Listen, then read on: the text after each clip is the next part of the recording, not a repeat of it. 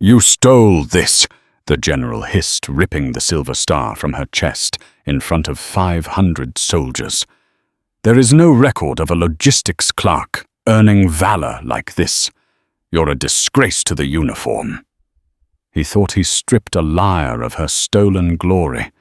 He didn't know he had just disarmed a Tier 1 ghost who had killed more terrorists than he had signed paperwork. The humid air of Fort Stewart, Georgia, hung heavy over the parade deck. It was a formal inspection, the kind Brigadier General Marcus Sterling lived for. He was a man who believed the army was built on creases polish and paperwork. If it wasn't in the file, it didn't happen.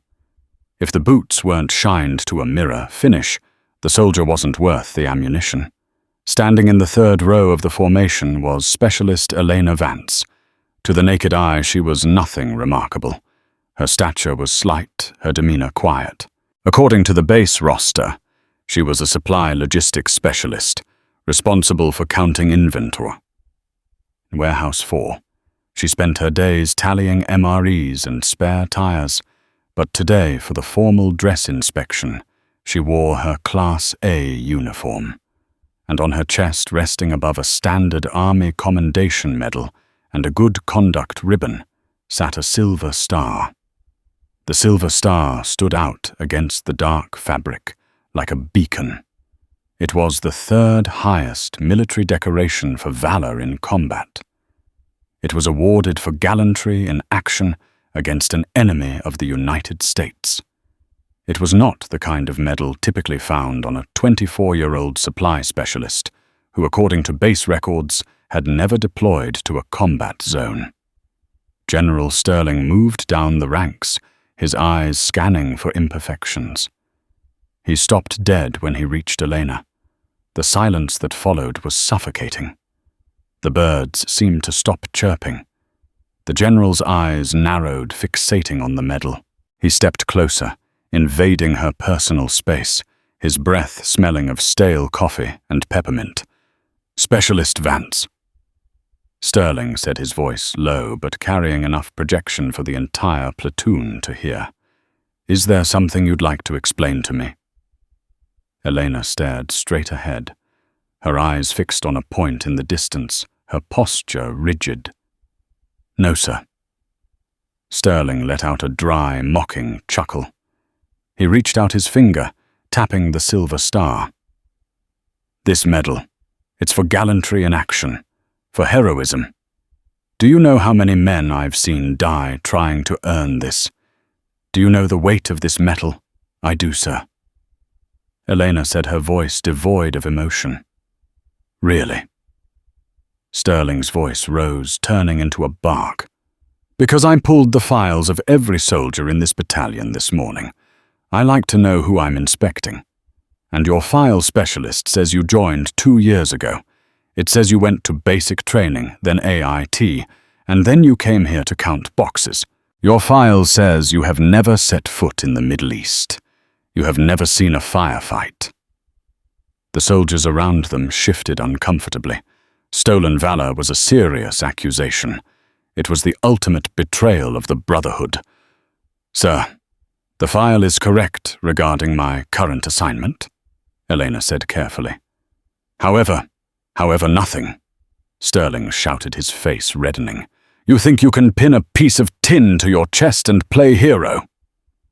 You think because it's a dress inspection I wouldn't notice? This is a mockery of every soldier who bled for this country." Without warning, Sterling reached out and grabbed the medal. He didn't unclasp it. He yanked it. The sound of fabric tearing was audible in the silent formation. A small rip appeared on Elena's uniform as the pin gave way.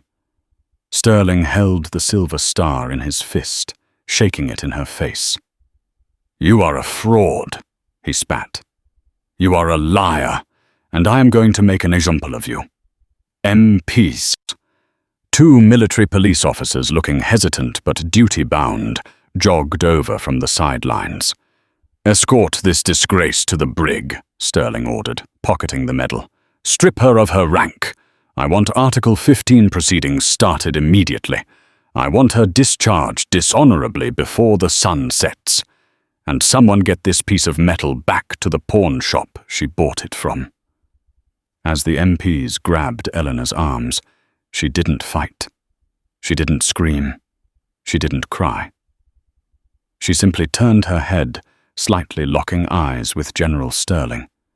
Her gaze wasn't fearful. It was cold, predatory. "You shouldn't have taken that, General," she said softly. "Get her out of my sight," Sterling roared. "No one is coming to save you, Vance. You're done." Elena allowed herself to be marched away, her expression unreadable. But as she walked, her fingers tapped a rhythmic pattern against her thigh. It wasn't a nervous tick. It was a sequence. General Sterling sat in his office, the air conditioning humming. The Silver Star sat on his mahogany desk. He felt a righteous sense of satisfaction. He despised liars. He had spent 30 years climbing the ladder by following the rules, and he wasn't about to let some supply clerk make a mockery of the system. He opened his laptop and logged into the secure personnel database. He wanted to nail her to the wall. He wanted to find out exactly where she bought the medal, so he could include it in the court-martial evidence. He pulled up Elena Vance's file again. Name: Vance, Eleanor R. Rank Specialist, E4, MOS, 92Y Unit. Supply: Specialist, Duty Station, Fort Stewart, GA Deployments, none. "Pathetic," Sterling muttered. "Not even a creative lie." He scrolled down to her training history. Basic combat training, advanced individual training, sexual harassment, assault response and prevention certification, driver's training. It was the most boring standard file he had ever seen. It was too standard. He frowned. Usually soldiers had minor infractions. A late arrival, a missed dental appointment, a speeding ticket on base. Elena's file was squeaky clean. It was sterile. His phone rang. It was Colonel Miller, the JAG officer he had called to handle the paperwork. "General, we have a problem with the prisoner," Miller said, sounding perplexed. "What problem did she confess?" "No, sir. She won't give us her name." "Her name is Vance," Sterling snapped. "It's on her uniform." "I know, sir, but when we tried to fingerprint her for the intake processing, the system crashed. Not a glitch, sir. It just locked us out. A red screen came up that just said, 'Access denied level 5, security clearance required.'" Sterling paused. "Level 5, that's ridiculous. Supply clerks don't have level 5 clearance. The machine is broken." "We tried 3 different scanners, sir. Same result. And she keeps asking for her phone call. She says she needs to make 1 call to a number in Northern Virginia." Sterling laughed. "Northern Virginia. Who does she think she is calling the Pentagon? Let her rot in the cell for a few hours. I'm coming down there." Sterling grabbed the Silver Star and marched out of his office. He drove his jeep to the detention center, his anger simmering. When he walked into the interrogation room, Elena was sitting at the metal table, her hands cuffed to the bar. She looked bored. Sterling slammed the medal onto the table. "Who are you really, Vance? Because my JAG officer tells me you're crashing our computer systems." "I told you, General," Elena said, her voice calm. "I am Specialist Vance, but that medal belongs to me. It was awarded to me 3 months ago in the Kandahar province." "Liar," Sterling shouted.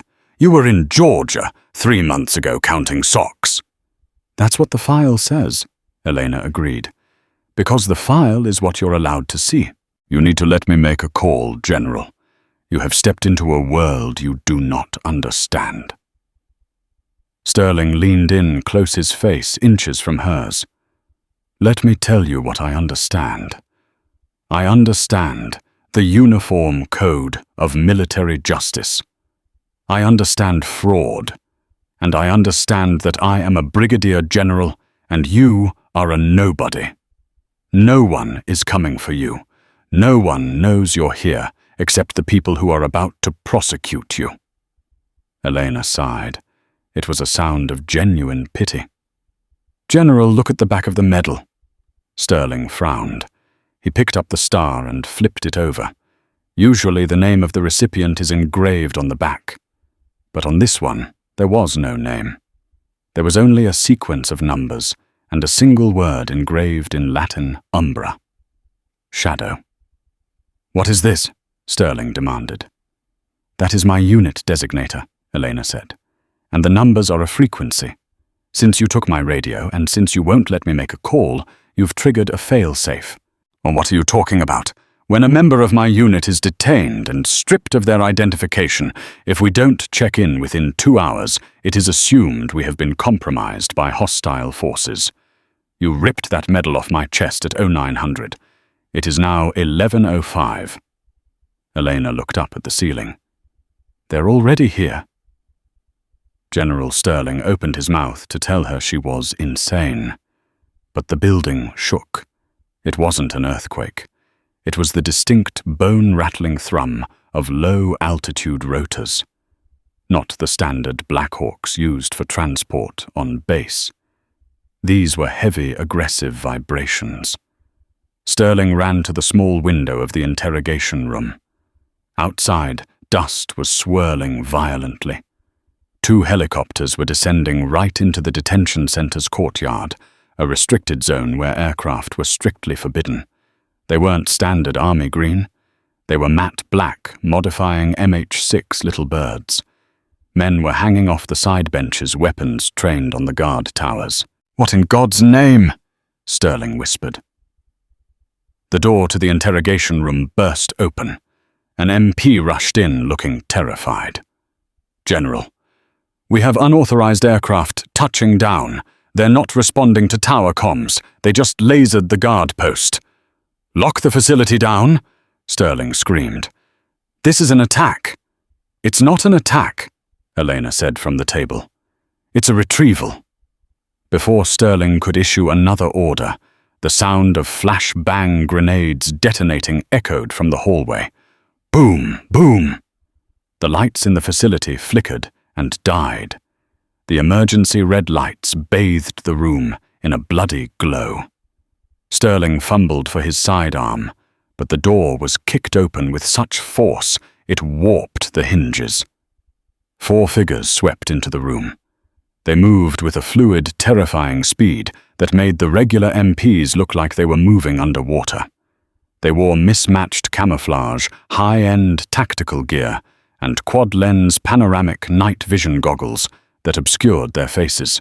There were no rank patches on their shoulders, no name tapes. One of them moved directly to General Sterling. Before the general could even raise his hand, the operator kicked his knee, forcing him to the ground, and zip-tied his hands behind his back in under 3 seconds. "Secure," the operator said. His voice was distorted by a modulator. Another operator moved to Eleanor. He didn't rough her up. He pulled a pair of bolt cutters from his back, snapped the handcuffs binding her to the table, and then stood at attention. "Ma'am," the operator said, "Viper Actual is online. We tracked the tracker in the medal." Eleanor stood up, rubbing her wrists. She looked down at General Sterling, who was gasping for air on the floor, his face pressed against the linoleum. "I told you," Elena said. Another figure entered the room. He wasn't wearing tactical gear. He was wearing a suit, but he wore it like armor. He stepped over the unconscious MP at the door and looked around the room with disdain. General Sterling squinted in the red light. He recognized the man. He had seen him on CNN. It was Director Holloway from the Department of Defense. But not just DoD. He was the liaison for JSOC, Joint Special Operations Command. "Get him up," Holloway ordered. The operator hauled Sterling to his feet. "Director Holloway," Sterling stammered. "Sir, these men attacked a federal facility. This soldier is a fraud." "Shut up, Marcus," Holloway said. His voice was dangerously quiet. "You have detained Captain Elena Vance, a Tier 1 operator attached to the Intelligence Support Activity Task Force Orange. Do you know what she was doing here?" Sterling shook his head, stunned. "She counts boxes." "She was in deep cover," Holloway said. "We have intelligence that a domestic terror cell has been siphoning weapons from this base. Captain Vance was placed here 6 months ago to identify the leak. Her cover was Supply Specialist. She was supposed to be invisible." Holloway walked over to the table and picked up the silver star. He polished it on his lapel and handed it to Elena. "You blew a 6-month operation because you wanted to play dress-up inspector." Holloway spat at Sterling. "She wore that medal because today is the anniversary of Operation Silent Valley, the day she saved 12 Navy SEALs from an ambush in Yemen, the day she earned that star. She is authorized to wear it on this specific date per a classified executive order, and you ripped it off her." Sterling felt the blood drain from his face. "I didn't know."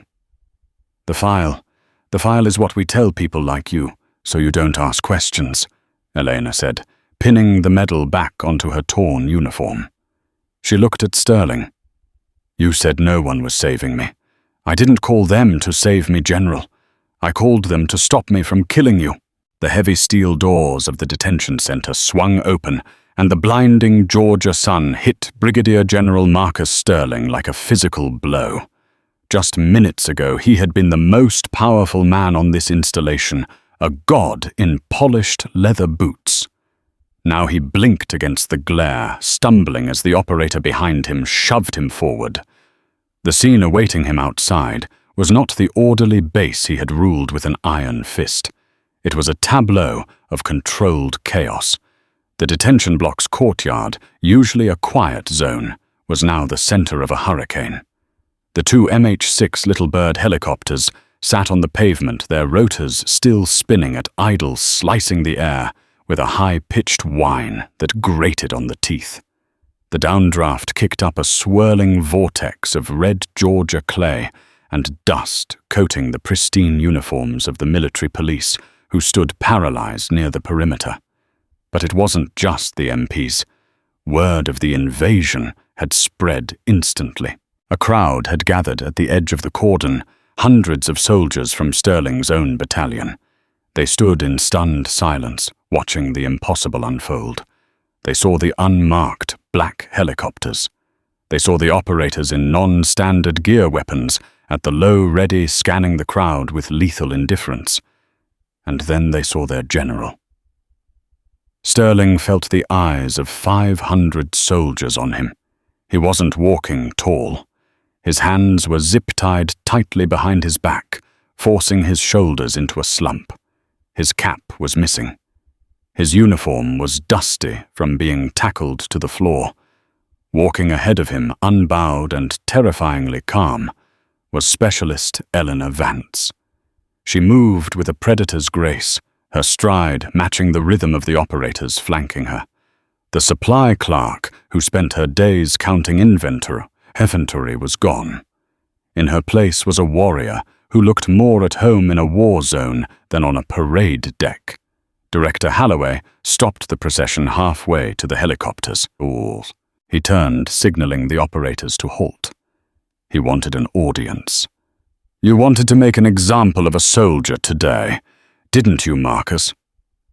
Holloway's voice was calm, but it cut through the noise of the rotors. He gestured to the gathered troops. "Well, here they are, your audience." Sterling's face burned with a mixture of rage and humiliation. "Director, this is a mistake. You are humiliating a general officer in front of his command. The regulations..." "Regulations," Holloway laughed a harsh, dry sound. "You want to talk about regulations? Let's talk about the Espionage Act. Let's talk about treason, because that's the territory you wandered into when you detained a deep cover operative and tried to access a Level 5 secure database. Holloway stepped closer, his voice dropping to a dangerous whisper that only Sterling and Elena could hear. Captain Vance wasn't just hiding here. She was tracking the serial numbers of stolen thermal optics appearing on the black market. We were days away from busting a ring that included 3 of your own logistics officers. But you, in your arrogance, you blew the operation. You blinded us. Sterling paled. I was just enforcing standards. You were enforcing your ego, Elena said. She turned to face him, her expression void of pity. You looked at a silver star and decided it was impossible for someone like me to earn it. You didn't see a soldier. You saw a target. Elena reached into her pocket and pulled out the medal the one Sterling had ripped from her chest hours ago. She held it up, the silver glinting in the sun. You asked if I knew the weight of this metal, she said softly. I do. It weighs the same as the bodies of the friends I carried back that day. You tried to turn their sacrifice into a punchline for your inspection. Holloway nodded to the lead operator. Strip him. Sterling's eyes went wide. What no? You can't. I am a general. I have rights. You are a security risk, Holloway corrected. And as of 10 minutes ago, the Secretary of the Army signed your relief of command. You are a civilian, Mr. Sterling, and civilians don't wear stars. The operator moved with blurring speed. He stepped in front of Sterling, grabbed the single star on his left collar, and ripped it downward. The fabric tore with a loud rip. The sound echoed across the silent courtyard. The gathered soldiers gasped. To see a general stripped of rank in public was unheard of. It was a visual execution. The operator ripped the star from the right collar next, tossing both pieces of metal into the red dirt at Sterling's feet. You are done, Holloway said, lighting a cigarette and turning his back on the disgraced man. You'll face a tribunal for the compromise of classified assets. You'll be lucky if you keep your pension. You'll certainly never command a lemonade stand again, let alone a brigade. Load up, Holloway barked. The operators moved instantly. They shoved Sterling to his knees, leaving him kneeling in the dust like a penitent sinner. Elena climbed onto the skid of the lead helicopter. She paused for 1 second, looking down at the man who had tried to destroy her life for a power trip. She didn't smile. She didn't gloat. She simply tapped her headset. Phoenix actual to base. Asset secured. Package is defective, leaving him behind. The turbines screamed as the little birds lifted off. The downdraft became a violent gale, blasting Sterling with sand and grit. He squeezed his eyes shut, coughing humiliated, kneeling in the dirt while the machines roared into the sky. The helicopters banked hard to the west, disappearing over the tree line in seconds, leaving only the fading thump of their rotors. Silence returned to the courtyard. Sterling slowly opened his eyes. The dust was settling. He was alone in the center of the pavement. His wrists were still bound. His collar was torn. And 50 yards away, his entire battalion was watching him. They didn't salute. They didn't rush to help him. They just stared, realizing that the man they had feared was nothing but a bully who picked a fight with the wrong soldier. Sterling looked down at the silver stars lying in the dirt, coated in dust. He tried to reach for them, but his bound hands wouldn't allow it. He collapsed forward, his forehead touching the ground, as the weight of his total ruin finally crushed him. Sometimes the quietest people in the room are the ones you should fear the most. General Sterling learned the hard way that rank doesn't always equal power, and a file doesn't always tell the whole story. If you enjoyed this story of instant justice, please smash that like button and subscribe to the channel. We post new military drama stories every week. Don't forget to share this video with your friends.